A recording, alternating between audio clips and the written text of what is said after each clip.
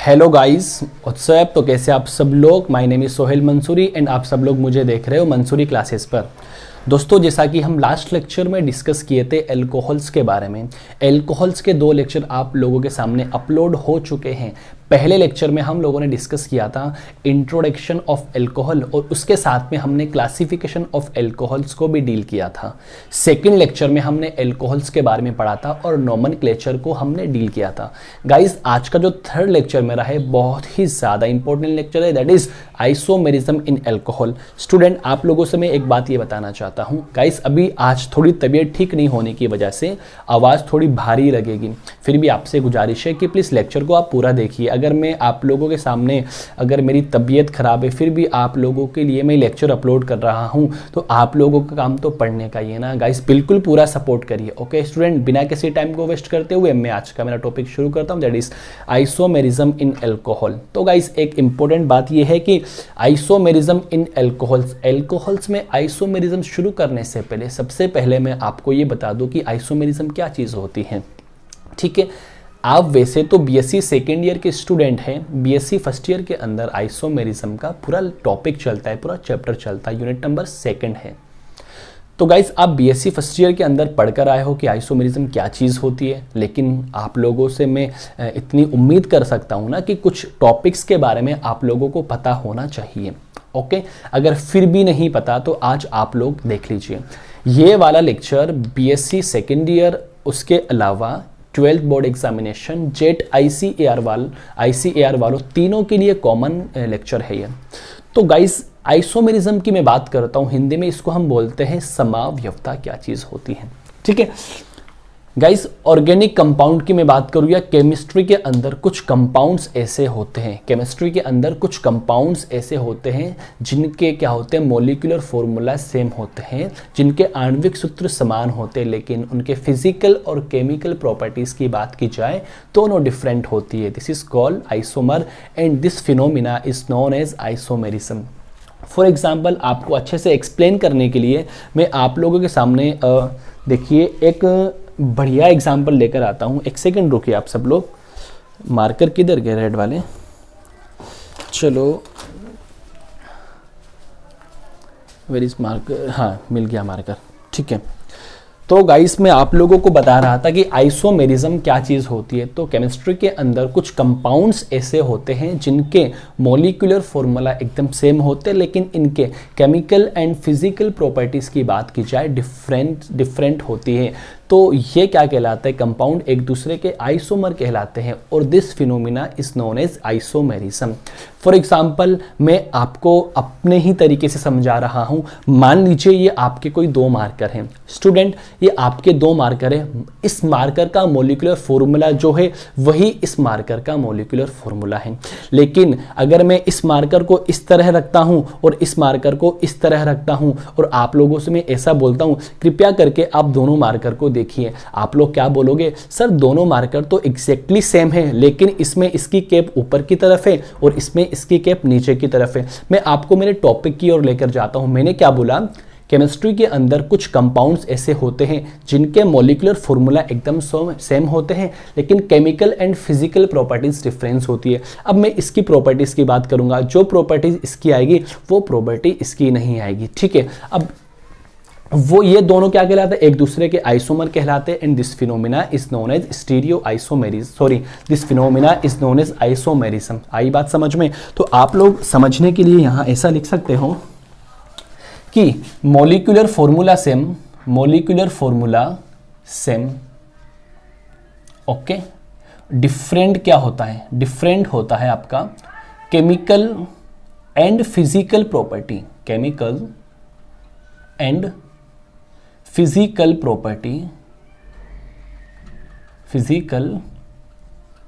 Properties different, okay. Student, मैंने आपको क्या बोला कि दो या दो से अधिक ऐसे कंपाउंड जिनके मॉलिक्यूलर फॉर्मूला सेम होते हैं लेकिन उसकी केमिकल एंड फिजिकल प्रॉपर्टीज की बात करता हूं तो डिफरेंट आती है। वो दो कंपाउंड या दो से अधिक कंपाउंड क्या कहलाते हैं, एक दूसरे के आइसोमर कहलाते हैं और ये परिघटना क्या कहलाती है, आइसोमेरिज्म या समावयवता कहलाती है। ठीक है, अब देखो समावयवता को फर्दर में दो तरीके से क्लासिफाई करता हूं, एक तो होती है आपकी स्ट्रक्चरल आइसोमेरिज्म, एक होती है आपकी स्टीरियो आइसोमेरिज्म। अगर हिंदी की बात करूं, एक होती है आपकी संरचनात्मक समावयवता, एक आपकी होती है त्रिविम समावयवता। स्टूडेंट, संरचनात्मक समावयवता की मैं बात करता हूं, देखो नाम से स्पष्ट हो रहा है, as the name indicate that structural isomerism, मतलब उनके स्ट्रक्चरल फॉर्मूले में डिफरेंस आएगा। तो मैं अगर यहां पे ऐसा लिखूं कि संरचनात्मक समावयवता का मतलब ऐसा होता है कि दो या दो से अधिक ऐसे कंपाउंड जिनके मॉलिक्यूलर फॉर्मूला, मॉलिक्यूलर वेट समान होते हैं। ठीक है, मैं क्या बोल सकता हूं, मॉलिक्यूलर फॉर्मूला और क्या बोल सकता हूं, मॉलिक्यूलर वेट क्या होते हैं, सेम होते हैं। लेकिन मैं आप लोगों से ऐसे बोलूं, इनके स्ट्रक्चरल फॉर्मूला डिफरेंट होते हैं। तो ऐसे समावयवी क्या कहलाते हैं, एक दूसरे के स्ट्रक्चरल आइसोमर कहलाते हैं and this phenomena is known as structural isomerism. Student, alcohol के अंदर हमको आइसोमेरिज्म डील करना है, पूरा कंप्लीट मैं आपको नहीं बताऊंगा क्योंकि ये पूरा सिलेबस मेरा एमएससी प्रीवियस और बीएससी फर्स्ट ईयर का है। जब वहां पे हम लोग डील करेंगे तो एक सारा कुछ वहीं से कवर करेंगे। हमारे यहाँ पे इंपॉर्टेंट जो काम की बात है ना, वो एक तो पोजिशनल आइसोमेरिज्म है, एक चेन आइसोमेरिज्म है, फंक्शनल ग्रुप आइसोमेरिज्म है और ऑप्टिकल आइसोमेरिज्म है। पॉइंट समझ पा रहे हो आप? ठीक है, क्योंकि बेसिकली एल्कोहल्स के अंदर ये चार टाइप की आइसोमेरिज्म पाई जाती है। तो मैंने आपको क्या बताया कि आइसोमेरिज्म को फर्दर में दो तरीके से क्लासिफाई किया, एक मेरा होता है स्ट्रक्चरल आइसोमर और एक मेरा होता है स्टीरियो आइसोमेरिज्म। ठीक है, अब मैं स्ट्रक्चरल आइसोमेरिज्म को फर्दर में क्लासिफाई करता हूं। ये 5 तरीके से क्लासिफाई होता है। पहला पोजिशनल मतलब स्थिति समावयवता, दूसरा होता है आपका चेन आइसोमेरिज्म, थर्ड मेरा होता है फंक्शनल ग्रुप आइसोमेरिज्म, फोर्थ मेरा होता है मेटामेरिज्म एंड फिफ्थ मेरा होता है टॉटोमेरिज्म। ठीक है, मैं स्टीरियो आइसोमेरिज्म को फर्दर दो तरीके से डिवाइड करता हूं, एक होता है मेरा कॉन्फिगरेशनल आइसोमेरिज्म, एक होता है मेरा conformational isomerism. Guys, configurational isomerism को फर्दर दो तरीके से मैं क्लासिफाई किया, first is geometrical isomerism and second is optical isomerism. ये आइसोमेरिज्म की कहानी होती है। गाइस, सबसे पहले मैं आप लोगों के सामने डील करना चाहता हूं आइसोमेरिज्म इन एल्कोहल। तो एल्कोहल के अंदर बेसिकली स्थिति, श्रृंखला, क्रियात्मक समूह एंड ऑप्टिकल आइसोमेरिज्म पाई जाती है। ठीक है, अब स्टीरियो आइसोमेरिज्म का मतलब क्या होता है? इसमें तो आपने क्या बताया, molecular formula, molecular weight same होते हैं लेकिन उनके स्ट्रक्चर में डिफरेंस पाया जाता है। स्टीरियो आइसोमेरिज्म की अगर मैं बात करता हूं तो दो या दो से अधिक ऐसे कंपाउंड जिनके मॉलिक्यूलर फॉर्मूला, मॉलिक्यूलर वेट, उनकी स्ट्रक्चरल फॉर्मूला सब सेम होते हैं लेकिन स्टीरियो सेंटर के चारों ओर जो एटम का 3D अरेंजमेंट होता है वो डिफरेंट होता है। अब सर, स्टीरियो सेंटर क्या होता है, ये 3D अरेंजमेंट क्या होता है, वो सब हम लोग डिस्कस करेंगे बीएससी फर्स्ट ईयर और एमएससी प्रीवियस के अंदर। तो एक बार आप वापस सुन लीजिए गाइस, मैं आप लोगों को क्या बोल रहा हूं कि स्टीरियो आइसोमेरिज्म ऐसी आइसोमेरिज्म कहलाती है कि दो या दो से अधिक ऐसे कंपाउंड जिनके molecular formula, structural formula, molecular weight सब समान होते लेकिन स्टीरियो सेंटर के चारों ओर जो एटम्स का 3D अरेंजमेंट होता है वो डिफरेंट होता है। That is called stereo isomer and this phenomena is known as stereo isomerism. Okay guys, आप लोगों को मेरी लैंग्वेज समझ में आ रही है? थोड़ी आवाज खराब होने की वजह से शायद आप लोगों को दिक्कत या परेशानी हो रही होगी, तो मैं आप लोगों से इतनी सी गुजारिश करता हूं, प्लीज सपोर्ट कीजिए।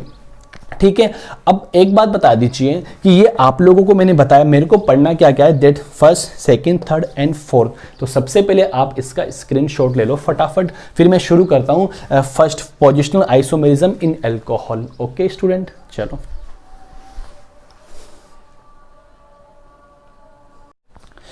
तो चलिए गाइस, मैं मेरे नेक्स्ट सेगमेंट की ओर मूव कर लिया हूं। तो यहां पर हम लोग डील करने जा रहे हैं एल्कोहल के अंदर किस तरीके से समयावस्था पाई जाती है। तो आप लोग याद रखना, एल्कोहल के अंदर स्ट्रक्चरल आइसोमेरिज्म भी पाई जाती है और एल्कोहल के अंदर स्टीरियो आइसोमेरिज्म भी पाई जाती है। सबसे पहले जो एल्कोहल के अंदर समयावस्था पाई जाती है, मैं उसको लिख रहा हूं, that is positional isomerism. Positional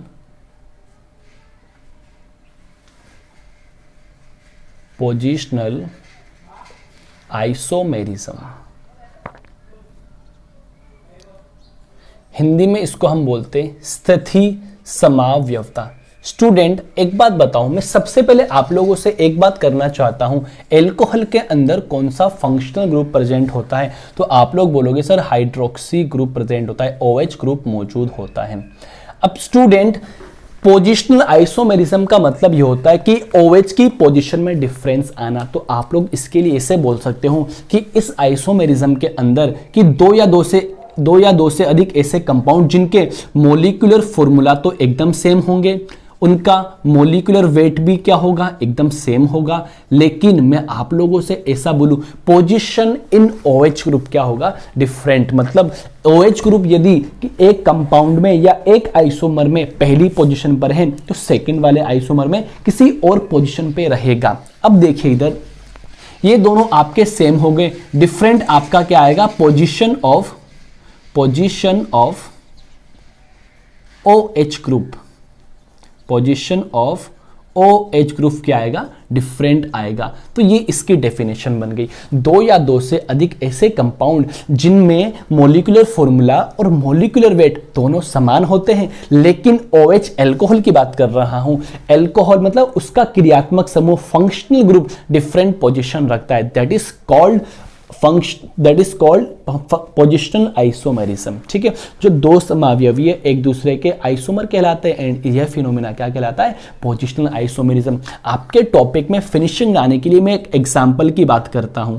student, बहुत ही बढ़िया एग्जांपल है, इस एग्जांपल को आप लोग देखिए। देखो पहला एग्जांपल देखो, ये है CH3 CH2 CH2 और यहां पे मैं लगा दिया OH। समझ पा रहे हो आप लोग?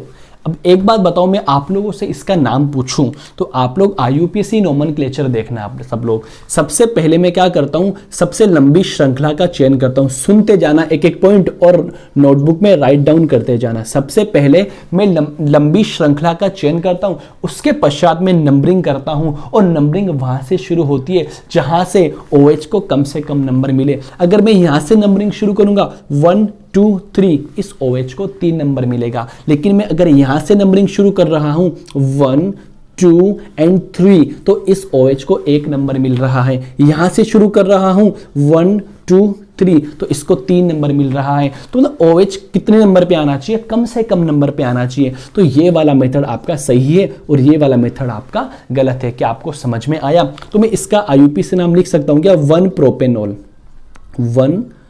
प्रोपेनॉल। अब देखो ये एक आइसोमर है। अब इसका दूसरा आइसोमर क्या बनेगा, देखना CH3। देखो अभी आपको सब समझ में आएगा, CHOH CH3। अब गाइस मैं इसकी नंबरिंग करता हूं। देखो नंबरिंग कहां से भी शुरू करो, यहां से शुरू करो 1 2 3, 2 नंबर मिल रहा है। यहां से शुरू करो 1 2 3, तो दोनों, ये भी सही है आपकी और ये भी सही है। तो इसका नाम क्या हो जाएगा आपका, 2 प्रोपेनॉल या प्रोपेन 2 ऑल भी इसको आप बोल सकते हो, प्रोपेन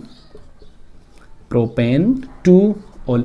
स्टूडेंट, अब देखो ये दोनों एक दूसरे के आइसोमर होते हैं, लेकिन मैं बात करता हूं इसके मोलिकुलर फॉर्मूला की। गाइस आप लोग काउंट करिए इसके अंदर कितने कार्बन हैं, आप लोग काउंट करना 1 2 3। तो आप लोग लिख सकते हो C3, हाइड्रोजन कितने हैं, 3 2 5 और 2 7, H7 उधर भी है। ठीक है, उधर मैं नहीं लिख रहा हूं और यहां पे लिख दे रहा हूं OH।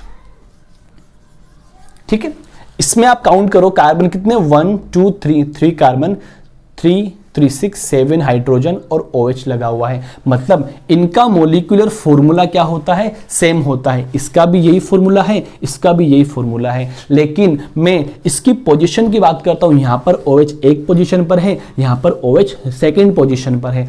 तो ये दोनों एक दूसरे के क्या कहलाते हैं, आइसोमर कहलाते हैं। क्या कहलाते हैं, आइसोमर्स कहलाते हैं। Isomer with respect to each other, isomer with respect to each other, and this phenomena is known as positional isomerism. This phenomena is known as positional isomerism. क्या आपको समझ में आया? मैंने क्या किया स्टूडेंट, स्थिति समावयवता को समझने के लिए सबसे पहले मैं इसकी डेफिनेशन बताता हूं। तो इसकी डेफिनेशन क्या होती है कि दो या दो से अधिक ऐसे आइसोमर जिनके molecular formula, molecular weight same होते हैं, लेकिन उनके जो फंक्शनल ग्रुप मौजूद है, अल्कोहल की बात कर रहा हूं, तो अल्कोहलिक ग्रुप मौजूद है, उसकी पोजीशन में डिफरेंस आता है। यदि एक आइसोमर के अंदर वो एक पोजीशन पर है तो सेकंड वाले में कहीं और पर प्रेजेंट रहेगा। ये क्या कहलाती है, आपकी पोजिशनल आइसोमेरिज्म। क्या आप लोगों को समझ में आया अल्कोहल के अंदर पहली आइसोमेरिज्म? क्या मैं आगे बढ़ूं? चलो मैं आगे बढ़ता हूं, आप लोग फटाक से इसका स्क्रीनशॉट ले लीजिए। मैं नेक्स्ट डील कर रहा हूं चेन आइसोमेरिज्म। ठीक है, चलो मैं नेक्स्ट डील कर रहा हूं चेन आइसोमेरिज्म। देखो बहुत ही ज्यादा इजी है, इतना कुछ है ही नहीं। ठीक है, चलो देखना। Second one is chain isomerism. Chain isomerism, okay. Second, अब देखो चेन आइसोमेरिज्म की मैं बात करता हूं तो चेन आइसोमेरिज्म की भी यही कहानी होती है कि दो या दो से अधिक ऐसे आइसोमर जिनके, या दो या दो से अधिक ऐसे कंपाउंड जिनके molecular formula, molecular weight same होते, लेकिन अब की बार डिफरेंट क्या आएगा वो मेरे को पता होना चाहिए कि जो दो आइसोमर है उनकी एटॉमिक स्ट्रक्चर की जब मैं बात करता हूं उसमें डिफरेंस आता है। देखना यहां पे आप लिख सकते हो चेन में डिफरेंस आता है, चेन में ही कार्बन चेन में ही डिफरेंस आता है, या आप लोग ऐसे बोल सकते हो एटॉमिक चेन डिफरेंट। ठीक है, चलो स्टूडेंट, इस टॉपिक में फिनिशिंग लाने के लिए मैं फिर से आप लोगों के सामने एक एग्जाम्पल सेट करता हूं। अरे स्टूडेंट इधर देखना आप सब लोग। गाइस आवाज तो आपको प्रॉपर्ली आ रही है ना? थोड़ा गला ठीक नहीं है, गला साथ नहीं दे रहा है दोस्तों। ठीक है, अब चेन आइसोमर की मैं बात करता हूं। देखो ये कोई एक कंपाउंड है CH3 CH2OH। आप लोग इसका नाम दोगे तो क्या बोलोगे? इसका नाम 1 ब्यूटेनॉल। क्या बोलोगे? सॉरी 3 कार्बन है तो 1 प्रोपेनॉल। क्या बोलोगे? 1 प्रोपेनॉल। स्टूडेंट ठीक है ना? अब मैं बात करता हूं CH3 ये आपका OH। अब देखो हुआ क्या, इसका अगर मैं नाम बोलूं तो आप लोग क्या करोगे? सबसे पहले लंबी श्रृंखला का आप चयन करोगे। तो सबसे पहले लंबी श्रृंखला का चयन कर लिया, फिर नंबरिंग देंगे यहां से 1 2 एंड 3। तो यहां पे इसका नाम बोल सकते हो आप प्रोपेन टू ऑल।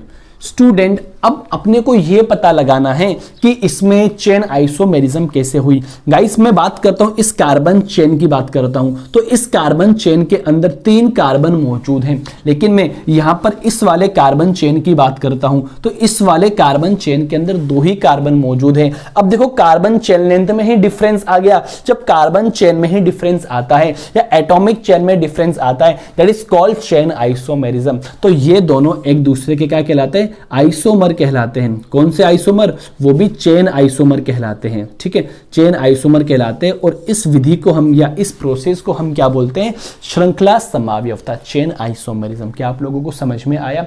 बहुत ही ज्यादा इजी है, नाम से ही डेफिनेशन बन रही है और नाम से ही एग्जाम्पल सेट हो रहे हैं।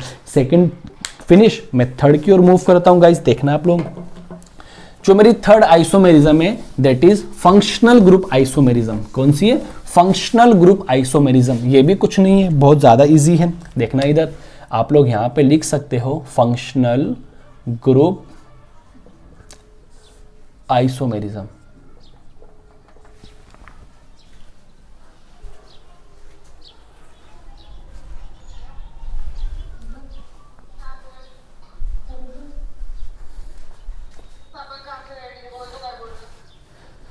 चलो मैं बात करता हूं फंक्शनल ग्रुप आइसोमेरिज्म की। गाइज अब होता क्या है, इसके अंदर भी वही कहानी, मॉलिक्यूलर फॉर्मूला और मॉलिक्यूलर वेट तो सेम आता है, लेकिन अब की बार मोदी सरकार अब की बार फंक्शनल ग्रुप में ही चेंज आ जाता है, फंक्शनल ग्रुप ही चेंज हो जाता है भैया, फंक्शनल ग्रुप ही चेंज हो जाता है। बहुत ही इंटरेस्टिंग है भैया ये। गाइस सुनना, मैं क्या बोला, फंक्शनल ग्रुप आइसोमेरिज्म की कहानी ये होती है कि इसका मॉलिक्यूलर फॉर्मूला और मॉलिक्यूलर वेट तो समान होता है, लेकिन अब की बार फंक्शनल ग्रुप ही चेंज हो जाता है। कैसे, देखना कि अल्कोहल एंड ईथर एक दूसरे के फंक्शनल ग्रुप आइसोमर होते हैं। देखना CH3 एग्जाम्पल सेट फिर से कर रहा हूं, CH2OH और यहां पे लिख रहा हूं CH3OCH3। दोनों के मॉलिक्यूलर फॉर्मूला की मैं बात करता हूं तो आता है C2H6O, इसका भी C2H6O, ठीक है। अब लेकिन होता क्या है स्टूडेंट, ये तो इनका मॉलिक्यूलर फॉर्मूला है जो कि क्या है, सेम है। मॉलिक्यूलर फॉर्मूला सेम तो मॉलिक्यूलर वेट भी क्या आएगा, सेम आएगा। लेकिन ये तो क्या है, आपका अल्कोहल है और ये आपका क्या है, ईथर है। अगर मैं इसकी केमिकल एंड फिजिकल प्रॉपर्टी की बात करता हूं, अल्कोहल की अलग प्रॉपर्टीज होती है और ईथर की अपनी अलग प्रॉपर्टीज होती है। तो ये होता है फंक्शनल ग्रुप आइसोमेरिज्म। अब की बार फंक्शनल ग्रुप ही चेंज हो गया, that is called functional group isomerism. ये दोनों एक दूसरे के फंक्शनल ग्रुप आइसोमर होते हैं। अरे बहुत ज्यादा इजी है, नाम से ही डेफिनेशन बन रही है और डेफिनेशन बना लोगे तो एग्जांपल सेट करने में आपको प्रॉब्लम ही नहीं आएगी। मैं आगे मूव करूं, चलो गाइस मैं लास्ट डील करता हूं ऑप्टिकल आइसोमेरिज्म, ठीक है, प्रकाशिक समावयवता इन अल्कोहल। ओके स्टूडेंट, फोर्थ, अब देखो क्या होता है, लिख सकते हो आप लोग फोर्थ, ऑप्टिकल आइसोमेरिज्म। स्टूडेंट एक बात बताओ, ऑप्टिकल आइसोमेरिज्म स्टीरियो आइसोमेरिज्म का पार्ट होता है, ठीक है। अब एक बात बताओ, यहां पर क्या होगा, मॉलिक्यूलर फॉर्मूला भी सेम होगा, मॉलिक्यूलर वेट भी सेम होगा, स्ट्रक्चरल फॉर्मूला भी सेम होगा, लेकिन एटम का जो 3D अरेंजमेंट होता है वो डिफरेंट आता है। तो ऐसी समावयवता स्टीरियो आइसोमेरिज्म कहलाती है। अब मैं ऑप्टिकल आइसोमेरिज्म की बात करूं ना, प्रकाशिक समावयवता की बात करूं, तो इनके केमिकल एंड फिजिकल प्रॉपर्टीज तो समान होती है, लेकिन इनके ऑप्टिकल प्रॉपर्टीज डिफरेंस होती है। मतलब रासायनिक व भौतिक गुण तो समान होते, लेकिन प्रकाशिक गुण डिफरेंट होते। प्रकाशिक गुण डिफरेंट का मतलब ये होता है, यदि कोई दो आइसोमर है, ये मेरा एक आइसोमर, ये मेरा दूसरा आइसोमर, इनकी केमिकल एंड फिजिकल प्रॉपर्टी समान है, लेकिन इनके प्रकाशिक गुण की बात करता हूं तो ये जो पहला आइसोमर है, यदि कोई आइसोमर दक्षिण ध्रुवण घूर्णक है तो ये वाम ध्रुवण घूर्णक होगा। सर समझने की वाली मेरे को समझ में नहीं आया सर, ये आपने क्या बोल दिया, दक्षिण ध्रुवण घूर्णक और वाम ध्रुवण घूर्णक। बिल्कुल भी घबराइए मत, बीएससी फर्स्ट ईयर का लेक्चर जब आपको पढ़ाएंगे तब सब समझ में आ जाएगा, फिर भी आप लोग एक बार समझ लीजिए।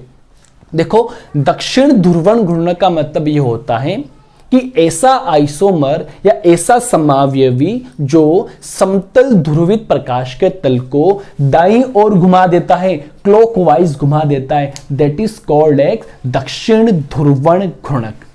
और ऐसा आइसोमर जो समतल ध्रुवित प्रकाश के तल को बाईं ओर घुमा देता है, एंटी क्लॉकवाइज घुमा देता है, दैट इज कॉल्ड एज वाम ध्रुवण घूर्णक। डेक्स रोटेटरी, लेवियो रोटेटरी हम लोग डील करेंगे बाद में, जब एमएससी प्रीवियस में हम पढ़ेंगे। तो मैंने क्या बोला कि दो या दो से अधिक ऐसे कंपाउंड जिनके केमिकल एंड फिजिकल प्रॉपर्टीज तो समान होती है, लेकिन इनके ऑप्टिकल प्रॉपर्टीज डिफरेंट होती है, that is called as optical isomer and this phenomena is known as optical isomerism. So मैं आप लोगों को एक बात बताना चाहता हूं कि अगर एक आपका आइसोमर लेवियो रोटेटरी है तो दूसरा आपका डेक्स रोटेटरी है। बेसिकली ऑप्टिकल आइसोमेरिज्म में जो दो आइसोमर बनते हैं, एक को तो डी बोलते हैं तो दूसरे को एल बोलेंगे, एक को प्लस बोलेंगे तो दूसरे को माइनस बोलेंगे, इनके द्वारा प्रदर्शित किया जाता है, वो आगे हम आपको बता देंगे, ठीक है। तो आप लोगों को मैं एग्जांपल सेट करने के लिए बहुत ही बढ़िया बताता हूं, देखना इधर कि CH3 ये कोई आपका एग्जांपल है, CH3, C2H5, ये H, ये आपका OH, गाइज यहाँ पे मैंने एक मिरर लगा दिया, ठीक है। अब एक बात बताऊं कि आप मिरर के सामने खड़े हो तो आपकी हूबहू शक्ल बनती है क्या कुछ और बनती है? अगर लड़का है तो लड़का ही दिखेगा ना भाई, लड़की थोड़ी बन जाएगी वो।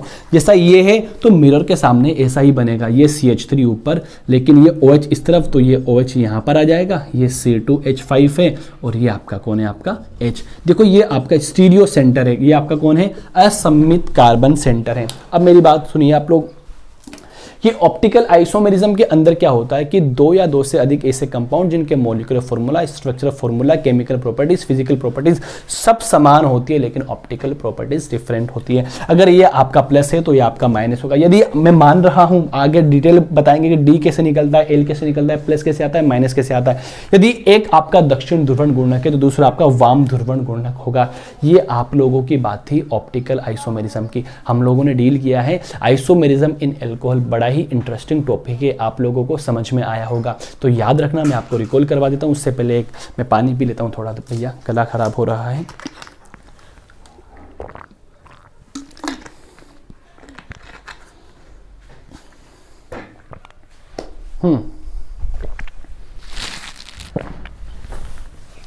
स्टूडेंट, तो आप लोग देखिए मैंने क्या डील किया है, आइसोमेरिज्म इन एल्कोहल, ठीक है। फटाफट मैं रिवाइज करता हूं। तो आइसोमेरिज्म क्या होती है मैंने आप लोगों को बता दिया। एल्कोहल के अंदर बेसिकली 4 टाइप की आइसोमेरिज्म पाई जाती है। पहली मैंने डिस्कस किया आप लोगों के सामने पोजिशनल आइसोमेरिज्म, मतलब molecular formula same, molecular weight same, लेकिन OH की पोजीशन डिफरेंस आ रही थी, that is called as positional isomerism. Sorry for disturbance, ठीक है। उसके बाद मैंने चेन आइसोमेरिज्म की बात की, तो चेन आइसोमेरिज्म की वो भी सेम कहानी, same molecular formula, same molecular wait, atomic chain में डिफरेंस आ रहा था, खत्म कहानी। उसके बाद मैंने डिस्कस की फंक्शनल ग्रुप आइसोमेरिज्म। आप लोगों को मैंने बताया अल्कोहल एंड ईथर एक दूसरे के फंक्शनल ग्रुप आइसोमर होते हैं, क्योंकि अल्कोहल की प्रॉपर्टीज अलग होती है और ईथर की प्रॉपर्टीज अलग होती हैं। उसके बाद मैंने ऑप्टिकल आइसोमेरिज्म को डिस्कस किया, same molecular formula, same molecular weight, same physical and chemical properties, but अब की बार प्रकाशीय गुण डिफरेंस होते हैं। अगर एक आइसोमर समतल ध्रुवित प्रकाश के तल को दाईं ओर घुमाएगा, दूसरा किधर घुमाएगा? बाईं ओर घुमाएगा, मतलब एक डेक्स रोटेटरी होगा, दूसरा लेवियो रोटेटरी होगा। ये सब आज हमने डिस्कस किया है। जो लेक्चर नंबर 4 आएगा, उस लेक्चर 4 में हम लोग डिस्कस करेंगे प्रिपरेशन ऑफ एल्कोहल्स। बहुत ही ज़्यादा बढ़िया इंपॉर्टेंट टॉपिक है। आप लोगों से गुजारिश है, घर पे रहिए, सुरक्षित रहिए और अपना ध्यान रखिए। आज थोड़ी तबीयत ठीक होने की वजह से शायद आप लोगों को प्रॉब्लम हो रही होगी, फिर भी अगर कुछ प्रॉब्लम्स आई है ना तो कमेंट बॉक्स में कमेंट कर दीजिए। Okay student, thank you so much, thanks for watching this video. आगे से आगे इसको शेयर करिए।